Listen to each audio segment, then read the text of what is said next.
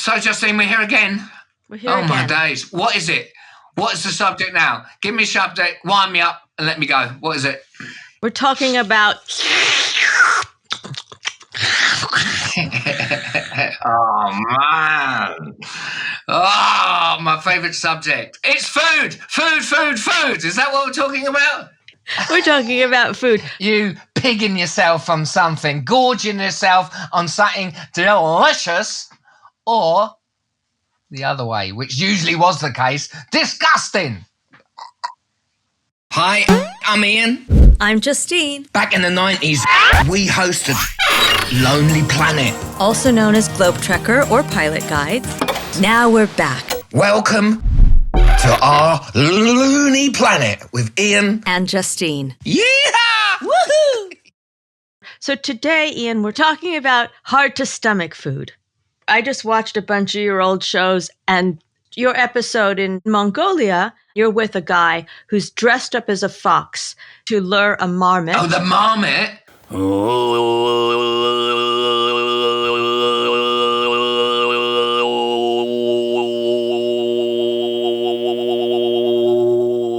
Why is he dressed up as a fox?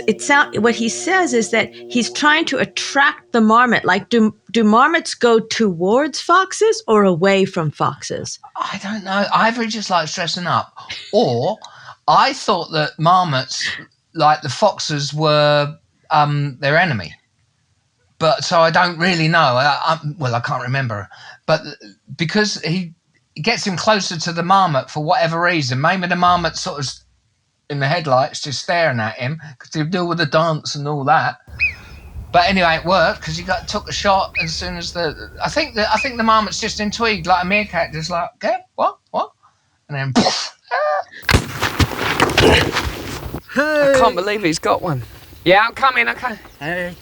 Is that it? Hey. Wow, what kind of... Check them teeth out. Look at, yeah? What? That's where the bullet went? Yeah. Wow. It's like a giant rat. Are we going to eat it? Right. Oh. And then you ate it. Of course. Blimey. Can you taste it now? Can you feel it in your mouth now? If you had to. Yeah, because it's grease. It's greasy. So you're not missing out on anything, Justine. Trust me there. It's not that, because it's just what he does is he hacks everything out and then puts a bit of water in it. So it's the marmot's skin is like that, like a hot water bottle. And then he puts all the meat and all the intestines back in, puts a bit of water. There's no herbs or spices or anything. It's just the same old rubbish goes in. Then he ties the neck up with like a coat hanger and then chucks it on the fire. So it just bubbles away, balls away in its own juices. And then you have a little bite and it's just greasy nonsense, just bloody rubbish. Moment of truth. Got to go for the ribs. No, when you were eating the marmot, you're like eating the marmot with like such a respectful kind of like look on your Trying face. Trying not to be ill. Oh, no, it's tough. And then he tells me that the marmot is the only animal on Earth that still carries the plague or the Black Death. I later found out that the marmot is the one animal in Mongolia that can carry the bubonic plague, and no amount of cooking is going to kill it off. So, hey, thanks for that. But I survived, yeah? Yeah, look at me now. It hasn't gone anywhere. I've had it for half an hour in my mouth. It's still there. I have to say, before I started working with Globe Trekker, the strangest for me food I'd ever eaten was I'd eaten escargot, snails. Steak tartare, like that raw meat that you have an egg on it or something. Yeah. And I thought that was... What was the weirdest stuff you ate before you started doing Globe Trekker? Well, I think the worst... I'll tell you what, when I was growing up, because there's Ipswich one in London, we just had nothing. I think I might have had spaghetti pasta. That was the only pasta. Can of spaghetti and opened up tomato sauce, and that was it. That was the only vegetarian thing there was. I didn't care because I just eat anything. I was the beans on toast veggie. Oh, yeah, so I didn't really have any exotic food when I was growing up, and it was pretty bland. Because I remember in Berkeley, things were kind of, American, nothing ethnic, very little ethnic. We moved to Berkeley in 1970. Diners, Wendy's. Yeah, diners and like hamburgers, Oscar's hamburgers, or Yangtze River, And that was all I'd had for ethnic food was Yangtze River Chinese black bean crab, which was such a treat. Yangtze River. Ooh, such a treat. What about But you? sometimes, Tell me, darling. but there were sometimes on the show where I found it really difficult to either eat the food or say no to the food. And there are a couple of shows in which you eat things that are, I can't even imagine having an eyeball in my mouth. Oh, forget the ear, here comes the eye. The greatest honour is to be offered the eyeball. The greatest insult is to refuse. And the final challenge is to keep it down. All right. God, it's still there. I can't believe it. None of it's gone. Oh, no, it's going nowhere. I'm going to try and swallow now. Oh, lovely. They've all gone, really. I realize a lot of it is, mind over matter. Like, really, what's the difference between a thick maggot and a shrimp? That is absolutely beautiful. Look at that. So we're really fortunate today because we have a very special guest, a man who Anthony Bourdain himself said what Bobby Chinn doesn't know about Southeast Asian food isn't worth knowing. Bobby Chinn, interesting man. If there's a true international man of mystery, it's probably Bobby. First met him in Hanoi in, 2002. He's kind of like Rick in Casablanca. Man knows his stuff. Bobby lives in Cairo, Egypt. He was born in New Zealand to a Chinese father and an Egyptian mother. Bobby's a world-renowned chef and restaurateur and a TV personality. He trained in kitchens in the top restaurants in San Francisco and Paris, and he established his own restaurants in Vietnam and in London. Bobby went on to host award-winning food and travel TV shows like World Cafe and Top Chef Middle East. Ian, do you know Bobby? Bobby. I don't. I never met him before. Yeah, I've just heard of him. Times. Yeah? I'll tell you what, there's nothing he won't put in his mouth. Dirty beast. Oh, there he is. Bobby Chinn. Justine, so wonderful to meet you. Oh. I've been a colossal fan of the two of you, quite frankly. Actually, on top of that, when I first time I met Tony, he was a fan of your shows. Anthony Bourdain was a fan of Globetrotter? Yes, he said, when I said Pilot Productions, he said, oh my God, you guys are the first. You guys are the first to go do what you were doing.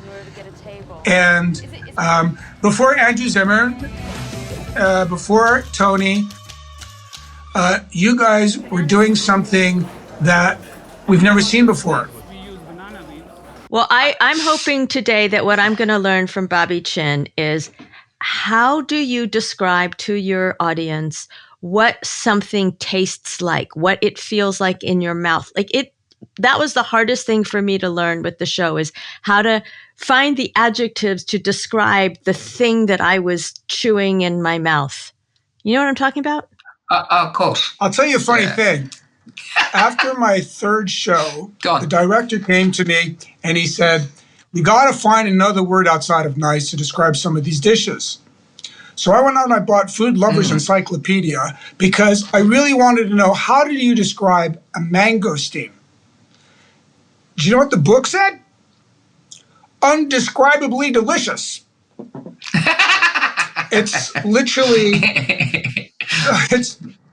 there's references, I think, with taste, texture, and there's memories.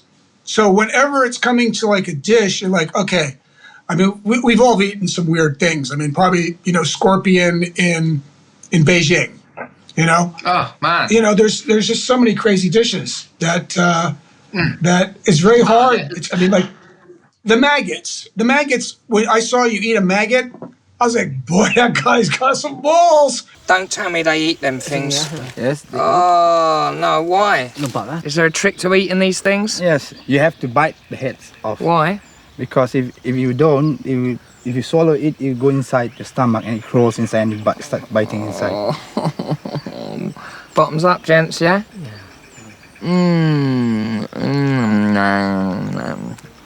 Oh, their head is still moving, man. That was disgusting, yeah? But it's full of protein, and that's the main thing, hey? I was like, I had that in Peru. So I'm eating what, a maggot? They are very fat. They are like foie gras. Maybe I don't like foie gras. It's amazing. And I was like, okay, what does that taste like? Texture-wise, it's very soft. It's creamy. That the fat, when you're describing fat, it laces your palate, and you can't get rid of the flavor for a long time. Yeah, exactly. Yeah. It's rough. Well, the thing with, when I was fishing, we'd have maggots in our mouths before they went on the hook because that makes them get a bit lively. So fishermen would put them in their mouths. So that it's like you say, it's what you're used to and stuff like that. I still don't want to bloody eat one. The worst is fried cockroach. That's Cambodia. Cambodia, bloody hell, there's nothing they don't eat. That's for me, yeah? Now that doesn't look too bad, does it? Yeah, just like that, huh? What? Just throw it away?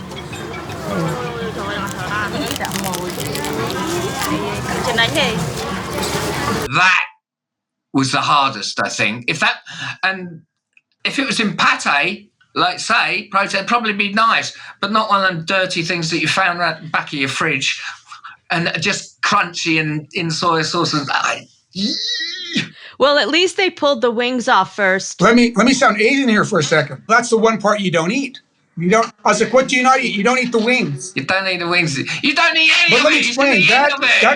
That roach that you ate in Vietnam is called kakun. And kakun, they have the long one. And in between the wings is the pheromone gland. And so if you eat certain dishes like chaka, the marinated fish with turmeric and galanga with noodles and herbs and stuff, they dip. So they collect this pheromone gland. It's an oil. They put the tip of a chopstick in there, and they mix it into your dipping sauce, and it smells like nail polish remover, but it tastes like pears. I used to serve it at my restaurant as from a cockroach. From a cockroach. You're telling me the cockroach, a bit of cockroach tastes like a bit of pear?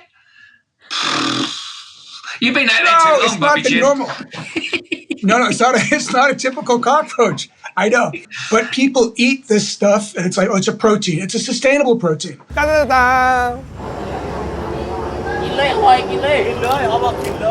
Grasshoppers, locusts is an example. They come in and eat all your crops, so you might as well eat them. Chapulines. Oh, I've heard about these. These are bugs.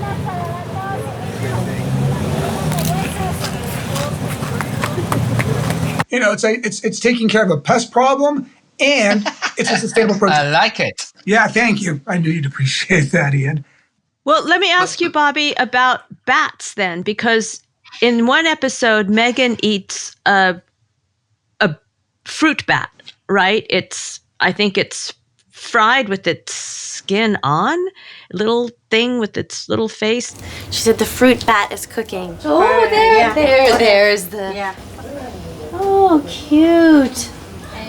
So you prepare the bat with garlic. Yeah, garlic. Here's some more. You're just squeezing the heck out of that little guy. Yeah. This is good. Toasted coconut. Yeah, no coconut flour. Fruit bats are the only mammal native to Micronesia, but their popularity as a food has made them endangered on some islands. Hi. Oh, there's the little critter. Hi. Arigato. I will. She asked me so nicely, how can I not eat it? Well, it's got 2 eyes, teeth, head that's coming off its body.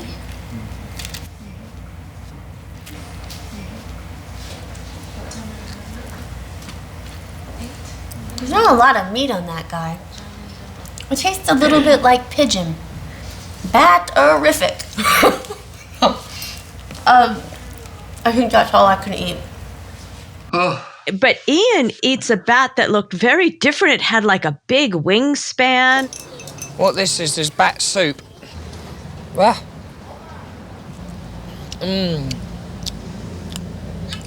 Oh yeah, it's not as bad as I thought it would be. As I've eaten most of the bat, I might as well have some of the blood now. A bit of wine.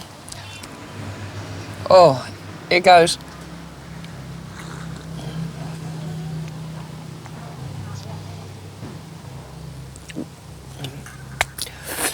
That's what you're meant to do with wine, isn't it? Oh.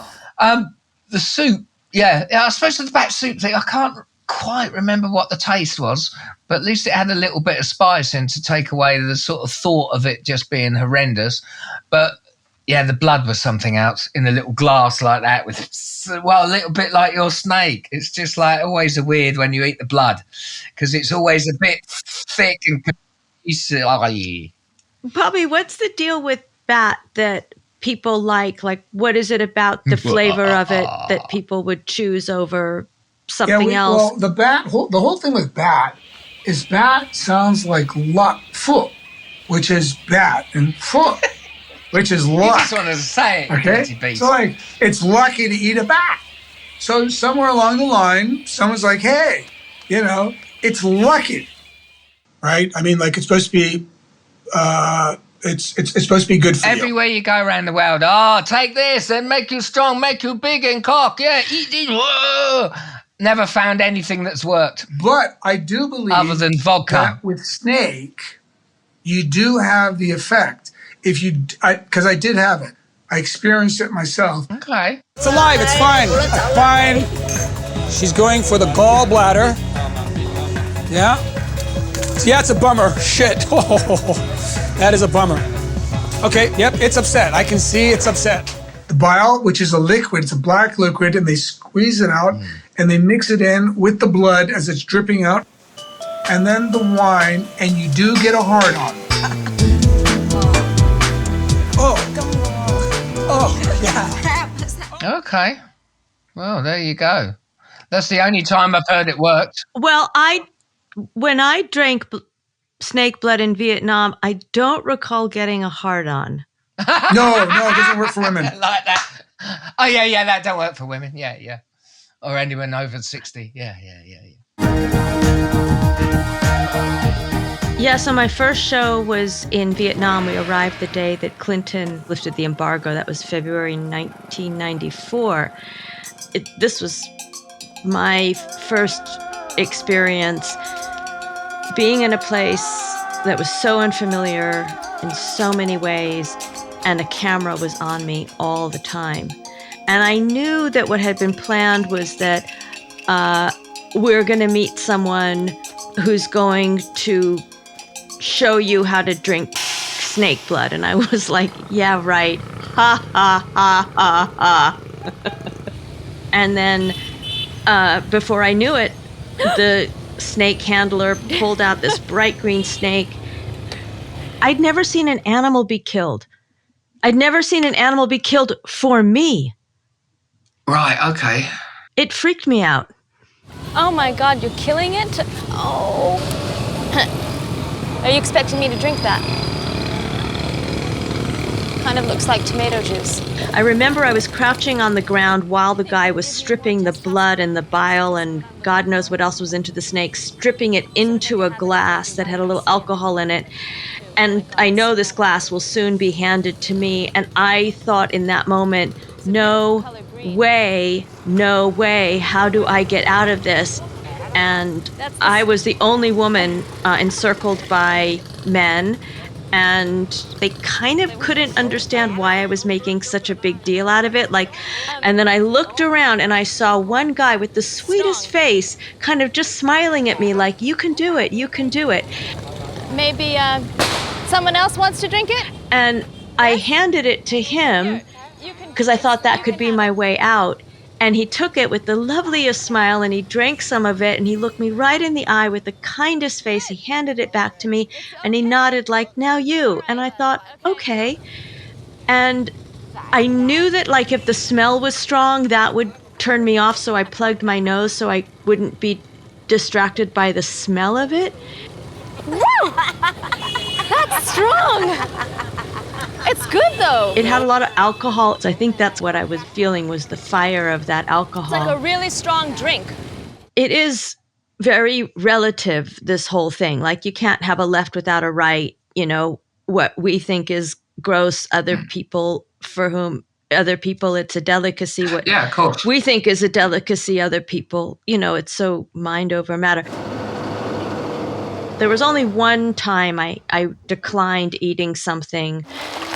I could not bring myself to eat the guinea pig in Ecuador. I couldn't bring myself to eat it. I'd eat it now, but at the time I just saw it as a great big deep fried rat spatchcocked, on a plate with its head and its paws and its teeth. I just couldn't do it. What you have here is cuy, which is guinea pig, which is what they eat in Ecuador on special occasions. And I've come here because I thought I should try the traditional food.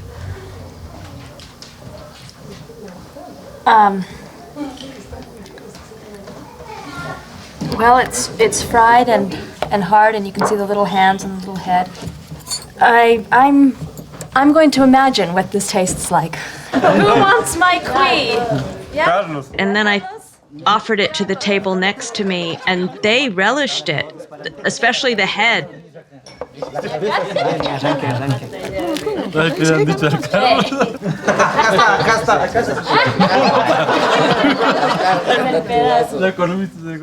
But one thing you should always remember, thank God for cooking. Could you imagine eating that stuff raw? Because there's some stuff that you eat raw. You eat the live stuff, you eat the beetle. And the beetle that you ate was that they call them the stinky. What's the name of it? If you squash it, it gives a ridiculous smell. The beetle that you were eating, the live one? I think the beetle that I ate, at least in Spanish, it was called humilis, and I believe it has iodine in it, something, a health property. Those beetles? Sí, humiles. Humiles? Sí, humiles. For eating? Sí. Así? Así solo se comen. Oh, it's really crunchy. Rico. It's good. It's rico. It's good for the health. Bueno para la salud. Sí. Sí. Tiene proteínas. Protein. Y anemia. For anemia. ¿Gusta probarlo?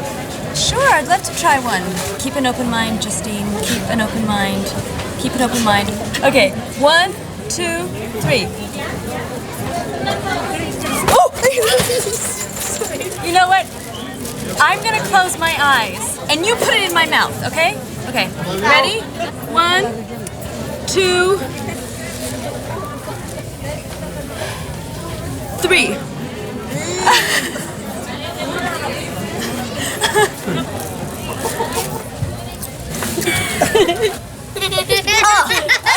Oh, it's like chemicals. When I crunched the humilis between my teeth, because it's supposed to go in your mouth alive, and then you crunch it in your teeth, it's like cum gum, but it wasn't like a sweet, gross thing. Say that again? Cum gum. I got it the first time. She just wanted to repeat it. Behave yourself, will you? Disgusting. So when my teeth went down on the live bug beetle, Come, I guess it was a beetle. It just like shot out this iodine-y kind of, I don't even know how I knew it was iodine. Maybe I didn't, but it was like a chemical, like a really strong chemical. Yeah. Okay, wow. Was that like Oh, yeah. I mean, I wasn't cool enough to act cool on camera. I just ate a beetle. I just can't believe I ate a beetle. When something like that happens, you're not, I mean, I couldn't act cool for the camera and be experiencing this completely new. I was 30, I'd never had a chemical explode in my mouth before. It was extraordinary. Well, yeah. The whole point and the whole strength of the show is that to see you just going, that is disgusting. Or like, if you was cool about it, it'd be dull as ditch water. Bobby, what's the strangest thing for you that you've eaten or prepared? Because you're a chef, right? I mean, you're a fancy. Yes. I mean, you're like a fancy schmancy chef. I mean, you've opened restaurants in Paris and Vietnam, right? I know you were in the Bay Area. You're like this top chef. Oh, Compton Street. Do you purposefully use unusual foods in your cuisines, or is the word unusual even kind of a tricky word because it's so relative? I imagine what you served in your restaurants in Paris might have been different than what you served in Vietnam. I don't know. No, I think that you want to, so I'm like this kind of, before there was the show, I was traveling already and I was always visiting the markets and I wanted to learn about cuisine. And it is really the fast track to understanding a culture. What's their national dish? What's their markets look like? And then you get a clue of where you are, right? And so a lot of these places were like, people are hungry, I mean, we talk about escargot, frogs, rat. In France, what's the classic recipe? Garlic, because that kills everything, right? Butter, smooths out flavor. Parsley perfumes it. That's the classic recipe for all these dishes. So there's a necessity. So for me, I wouldn't go really weird. I was asked to actually cook dog, right? And with a major food critic, and says, you know what you should do? We'd cover it if you would cook a dog. I was like, no, I don't think so. Don't want to. You know what I mean? It's like man's best friend. I mean, come on. Oh man, huh? I'd feel funny about that dog. I think. Of course. I showed up. So years ago, this is like my first international. I got the cover of the Culture Center on Knight Ridder, largest newspaper distribution. And I'm on the cover of every single one for the Tet issue, the Chinese news. So it's a huge exposure for me. And the journalist that wrote the piece said, hey, Bobby, can you please come and join me to go eat dog? And I was like, why would you want to eat dog? And he goes, well, I'm trying to capture this story, but I need to ask some really, some culinary questions about dog. And I wouldn't know those questions. So if you can just show up, I'd be grateful. I'm like, okay, sure. And so I show up and I see two petrified, journalist and a photographer, right? And their faces look really uncomfortable. And in the background, I hear dogs kind of like weeping and crying. And I was like, is that dinner? And they go, I don't know. I don't know. And so we're all doing this reluctantly to get the story. And so this is the great dog cooker of Hanoi. He's the master, they say. And so I look at him and he looks kind of like, like how people, they start to resemble their pet or their pet looks like them kind of thing. He starts to look a little bit like a mutt, okay? And eat him. I was like, what's the one part of the dog you don't eat? And without skipping a beat, he goes, the hair. And so another thing with dog is that it heats your body up, and dogs can smell if you ate a dog. You're like showing up like, Wolfman. Oh, really? Yeah. You're sweating the smell out. What do you mean it eats your body? Like you have a little hot flush or something? No, it's like kind of like the yin and the yang. So it's really good. So it's actually a lunar dish. They eat it generally in winter, lunar. It's supposed to be good luck. So during a lunar year, and you start seeing the dogs pile up in the market. And they all kind of like have that one facial expressions, which I've seen everywhere, which is, Yes, that is a dog. It's a special type of dog. It's not Lassie or Benji. It's a mutt. It's a special type of mutt that they eat throughout Asia.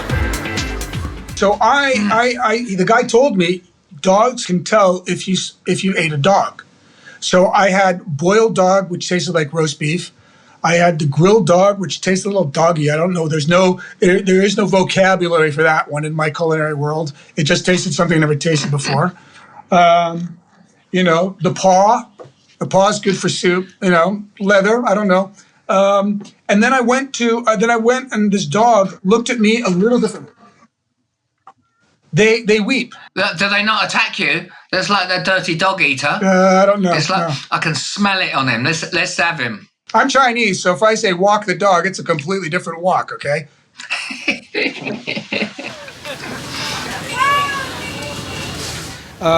People like to eat it at the end of the month because it's lucky.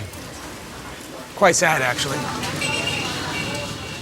I think the dog thing, I would have found hard. And I think because I've just had a dog, we had a dog for about 17 years, just crazy Jack Russell. And that sort of made my perspective a little bit different. Before that, I was like, dog, give me a dog anytime. Give me a cat, I always thought I'd draw the line at a monkey, though. But so everyone maybe has a limit. I don't know. It's a weird one. It's a personal one, isn't it? There's not much I wouldn't eat. But, well, are the dogs, Bobby, are the dogs that are used for cooking, are they bred particularly for food? To be food? Yeah, are they nourished to be nourished? No, man, they feed the dogs. Dogs have a purpose to eat the garbage. It's the same thing. Like cats in Vietnam, they're on collars for rats catch the rats. So the dog has a purpose. And would they be the same dog that you'd give your little kid, or the same dog you just have in the house because you want to have a dog, or is it a kind of dog that is designed to? It's a particular dog. Okay. Well, that was one of the questions I asked the great dog. Has it been bred for food for a long time? Does it go way back? It's literally it's like this one mutt. So I asked the guy that question. I said, well, I would think that, a Great Dane would be like, whoa, right? That's Christmas. A big dog. No. Yeah. Yeah. So no, it's a particular type of dog. It's like go to the dog park. Big one. Big one. Big one. Big one. They have names. That's my dog. Would anyone get that particular dog as a pet because it's particularly interesting breed for kids or whatever? Yeah, expats that think they're Jesus that want to save the one dog. But the problem is they'll steal your dog because that's an edible dog. I've seen that. Yeah, that's like a chicken running around. I can't write this stuff. Yeah, it's the truth. Yeah, you've seen that. You know that. I've seen that. That's mad. I mean, come on, Justine, you ate dog. How was that for you? Well, I knew that, Guangzhou market was coming up any day now, and that was where I was going to eat dog. And I kept sort of thinking to myself, well, they're saying dog. It's not a real dog. It's a kind of a four-legged animal, kind of like a really small cow, or or it's like a kind of a pig, really. Not really. It's not really a dog. And then we went to the wet market and saw them hanging up. And it was like, fuck, they're really dogs. And what's that? This is dog. Oh, that's dog. I've been hearing a lot about it. In China, we have a tradition to eat dog many years because the dog makes the blood run fast and also make you warm. Wow. And I was so nervous. I said to the producer, who was a good friend of mine, Emma, who's really quick with her words, I said, I don't know if I'm going to be able to speak.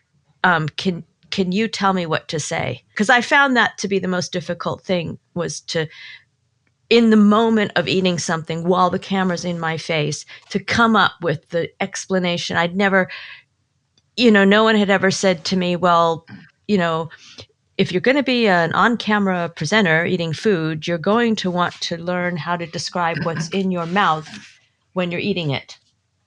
It's like, just didn't ever think about how to do that properly. And it only really occurred to me like yesterday when we started doing the show, like, God, I never really practiced that. I wasn't really great at that. Megan's very good at it. Ian's very good at it.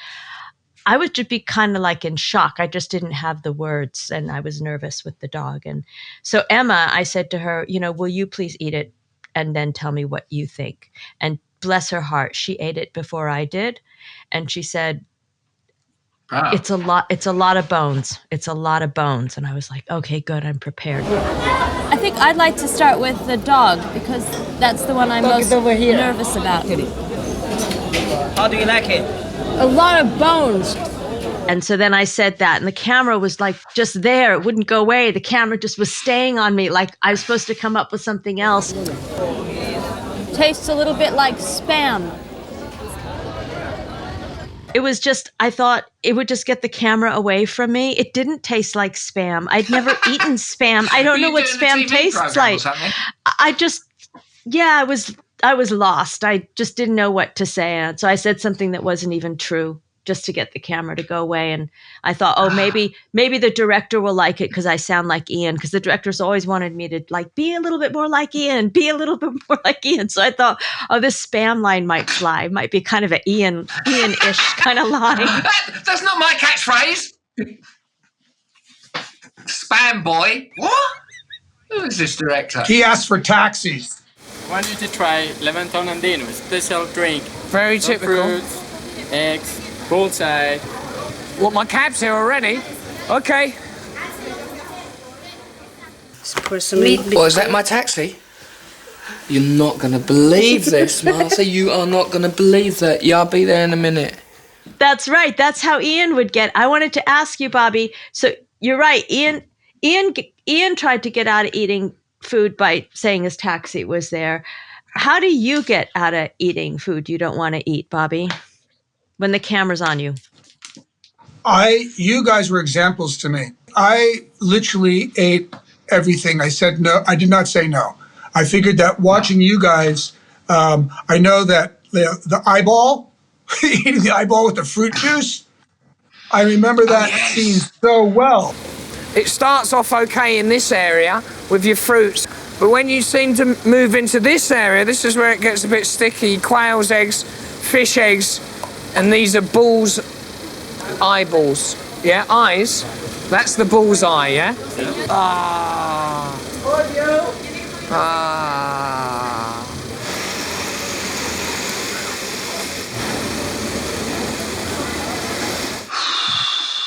Yeah, but see, the thing is, because you have to think, if the audience are watching and if they're something disgusting, it's like, they're like, yes, she's gonna eat it. And if you went no, there's no point in showing that scene whatsoever. The whole thing's like, the whole brilliance is like, eat, because they want to see your reaction. They want to see you suffer. Drink it all.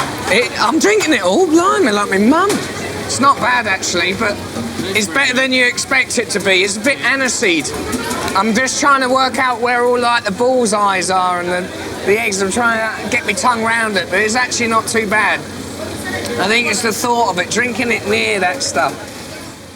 So, Bobby, what are things that people from the East, have looked at that people in the West eat or drink and think that's mad? Yeah, good question. I'm not really sure because the Chinese literally eat anything and everything. Okay, I grew up with this idea that Jews and Chinese are lactose intolerant, that Asians don't process lactose dairy products very well, and neither do Jews. I'm Jewish. That's why I think I grew up hearing this thing, that we don't metabolize lactose well and we don't metabolize alcohol well. like the Chinese. I don't know if any of that is true. Okay, so that's a very interesting point. We are the only mammals that continue to consume dairy after 2 years of age. Yeah. We're the only ones.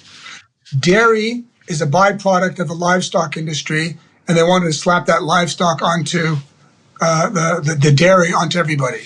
So we got just an abundance of dairy and cheese. The Asians historically eat the shells of prawns for the calcium.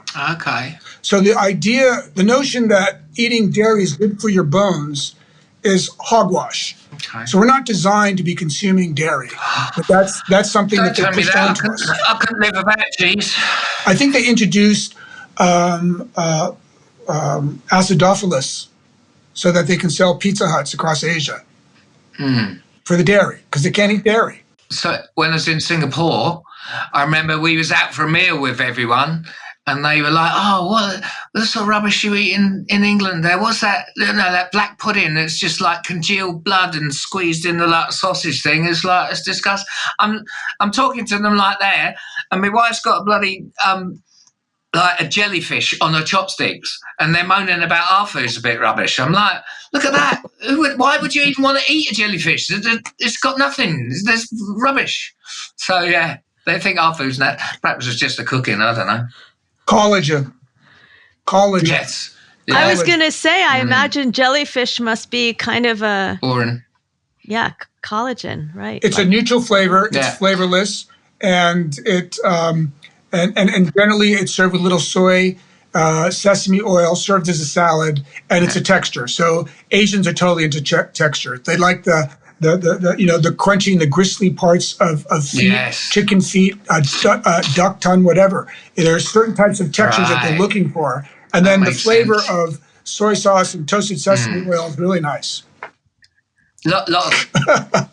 So Bobby, if you were going to make a special meal for us, for people who are really for us, okay, thanks. Yeah, if you were going to make a special meal for Ian and I, or for me and Ian, I always get that wrong. What would it be? What would the menu be? Well, it really depends. I cook where I really do put the guests first. I don't really need to explain the inspiration behind a certain dish and lecture you of what I've done to food. I like to feed people, and I feel that food should be accessible. It should be familiar. I should be able to identify it. I don't want to use tweezers and foam and gels and all that stuff. So to me, it could be whatever I do, I want to execute it at a level where you're like, damn, that's good. Or, there's certain steps and techniques that I would use to enhance the flavor, to ideally something that would be seasonal. I cook all the animal proteins, but I am literally a flexitarian. So I was a vegetarian. Hold on, what's a flexitarian? I'm flexible. What is that? You just eat anything you bloody want? No, like if your mom went out and her signature dish is shepherd's pie, and I'm a vegetarian, I would eat it. I wouldn't say anything. Just the way when you're eating foods in different cultures, you know that this is a celebration in your honor. Yeah. That the last thing that we could ever do would be, people want to share food with me, and I feel very honored and humbled by it. I get people that when they see me because of the shows, they're like, oh, you got to come and check this out. This person cooked Bobby Gouling, which is the pig, the baby pig. And he spent, I don't know how many days marinating it and cooking it. And this little pig shows up. I was like, do I tell him I'm a Muslim now or later? You know what I mean? It's like, you're going to eat it. I'm going to eat it. I'm not going to say anything. Flexitarian, try that one. Because that's what you are, Ian. What, a flexitarian? You're eating eyeballs and fruit juices. Yeah, that's true. You're a flexitarian. You would not eat that in your free time. No, you're absolutely right. I won't be wanting down to the market for that one. I've been rushing for that. But yeah. So, I could serve you squab. I could sit there and say I can serve you oysters. Squab? Oysters to me is a slug in a rock. Okay. That's called squab. Squab, it's pigeon. That's how you got to sell it. Because if you said pigeon, they won't the eat word it. squab's just brilliant. It's just like in the war, they used to have snook was the favourite food, favourite fish they drink, and that they couldn't sell that either. But that was all there was: snook and squab. Yeah. So what did you just say? How did you just describe an oyster? Can you do that again? Well, an oyster to me is really like a slug in a rock. It filters between 20 gallons to 30 gallons of water indiscriminately. Their purpose to us is they're used by marine biologists to detect the toxin levels of the water. It's a water filtering system. So we're eating a filter, okay, that excretes, plaque. That's what the shell's made out of, okay? So how is it gourmet? Hold on, and you're feeding, that's our dish we're getting, is it? Great. It's perceived as gourmet, just like lobsters. Lobsters are cockroaches of the sea. I'll tell you, interesting. Did you ever try the deep fried tarantulas in Cambodia? I'll tell you what, I think the only reason why I ate cockroaches is because they took 3 days looking for a bloody tarantula spider to eat. And if I'm honest, I think I dodged a bullet there because the thought of like a dirty, great tarantula with abdomen and that biting into that, that would have been worse. Cockroach, I escaped with a result there, I think. So, no, I didn't get a tarantula. They couldn't find them. I think they was out of season or something. No, they farm them. Oh, they man, farm them. They're never out of season. I'll tell you what. How on earth did we not go to a would, tarantula farm? Blimey, crossing Mr. Trick there, didn't it? That would be right up our street. That would have been a where to stay. That would have been. I'll just go in that room. Oh. Ian, if you ate a tarantula, you'd be questioning soft shell crabs. Ooh. The hair, they're shy of hair after they hit the deep fat fryer. Hair is gone. Crispy. It's just wrong. No, it's literally, it's the first thing that came to my mind. It's like when you're asking, how do you describe that? I didn't have to do it on the show. I did that in my free time. So literally, it's like soft shell crab. What, really? Yeah. Well, where's the abdomen go? When that's got to burst in your mouth, hasn't it? But that's why our position's so brilliant, because you're almost forced into just the absurdest things that you could ever possibly get on the planet, really. And that's someone else's just everyday delicacy, really. Although I think the worst thing ever is rancid shark. Have you had a crack at that? When you come to Iceland, you got to taste one of the strange local delicacies, and this is it. What is it, Ollie? This is shark. Shark. In other countries, shark are eating people, but we eat shark. They put the shark in the ground, and then for about a year, and it goes all mouldy and all. They dig it out. Oh, there it is. Oh, let's get that. And then they hang it up in a shed, and that dries out. Doesn't it go mouldy? Yes, it's molding up. And you see, if you eat this meat now, here, it's very, very, very tough. After this 7 months, this is like what shall we say, a delicious candy. Delicious candy? Yeah. It's just a dirty sulphur lump, really, and you just go and cut little squares out of it and have it with Black Death, which is like the 100% vodka. Can I just ask, why is this called Black Death? This is black, but if you the death part. if you drink all this, you are dead. Yes.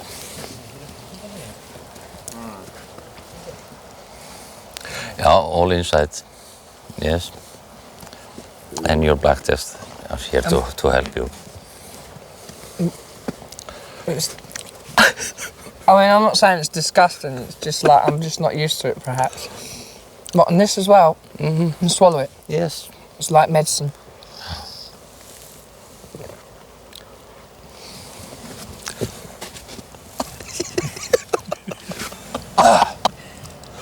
God, what's that? Is that shark? And it's just, I think that's the worst tasting. And it's just like, I'm still burping it up now. And that was about 20 years ago. It's just so, and they still sell it in Iceland in a restaurant, one restaurant, but it must be a novelty thing. Because I think it's like a cured meat, when you're on a boat, and you might be there for, days and days and days and days. Oh, cracker, someone go and get the rancid shark out the back. Oh, yeah, we'll have some of that. That was it for me. That was the worst tasting. How about balut? The embryo of either a duck or a chicken that is the national dish of the Philippines. Friendliest people in the world, but, balut. I like the way you say it. Friendliest people in the world, but... Some of the street food here is just as challenging to the sensibilities, like the local delicacy of balut, which is an 18-day-old fertilized duck embryo. Please. They get it to a certain age where it's going to pop out of the shell, but before it gets popped out of the shell, they boil it, and then you crack the egg, and it's kind of like an egg meets a little bit of soft bone feather of a duck or a chicken, depending which one you got. I've never had it. Feathers are developed. Okay, it's not it's still kind of in the weird position. Yeah. It's a huge buried across.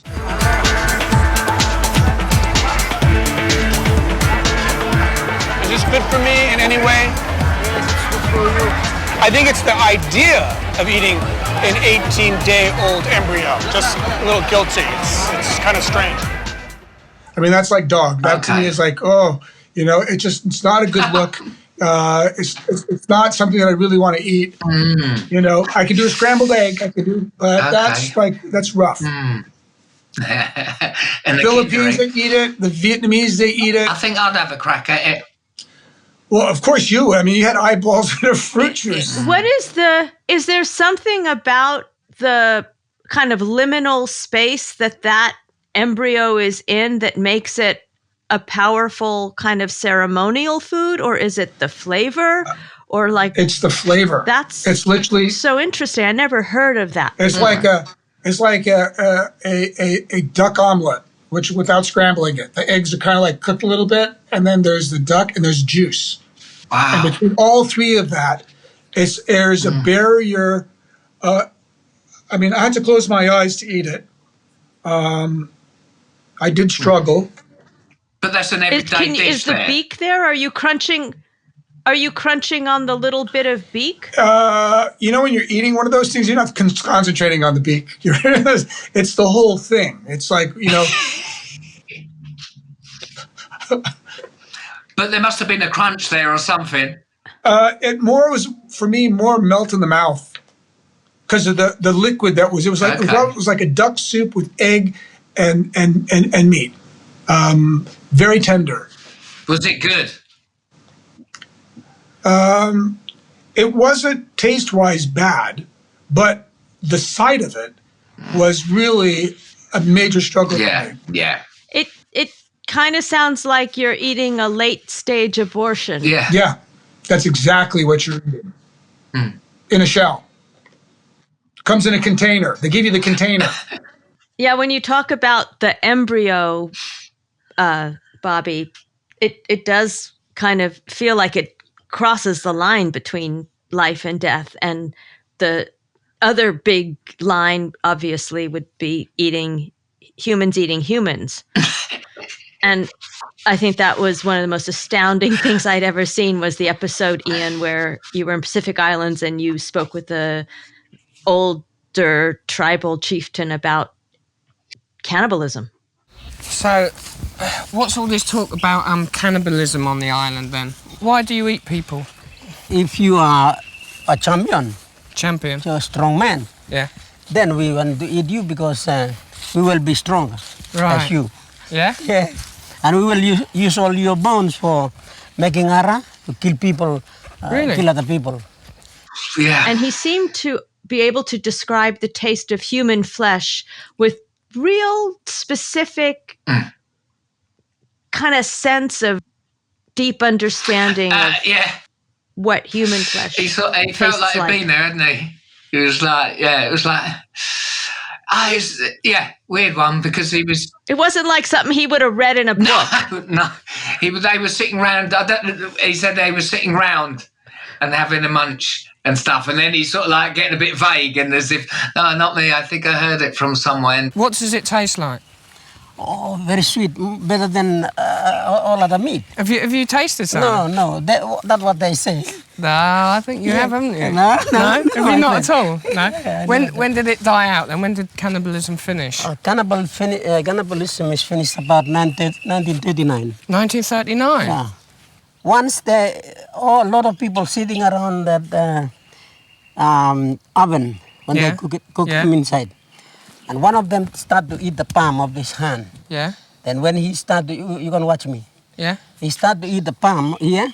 And when he start to eat this one and get a string from here, then the palm scratch, he said,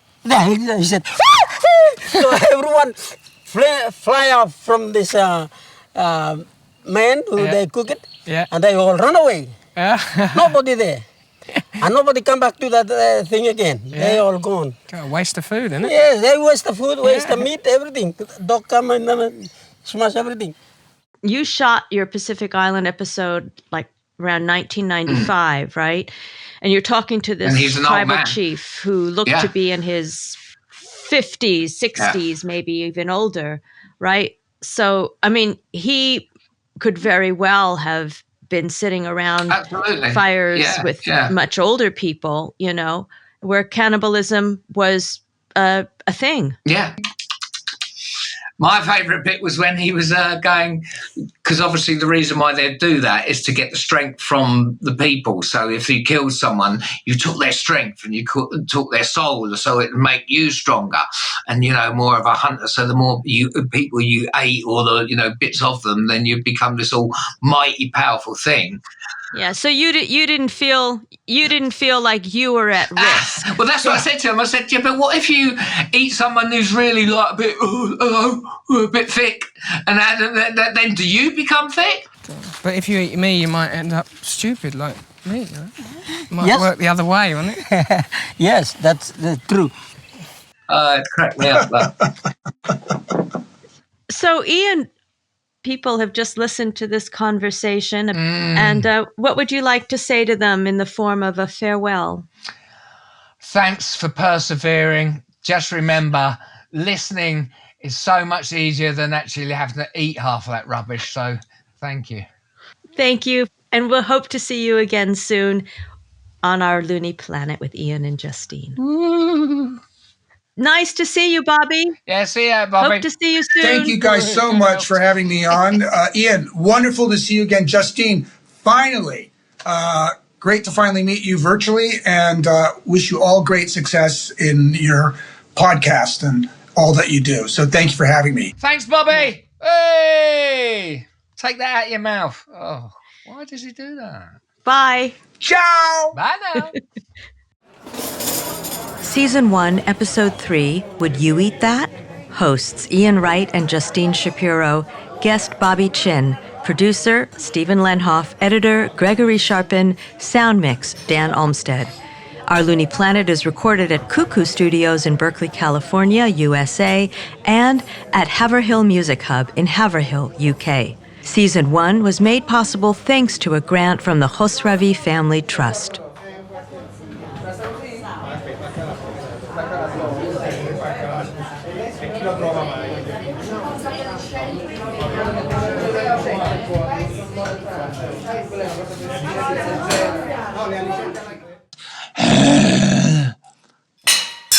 Making our Looney Planet a little less lonely, one podcast at a time. Yes, we do see the irony.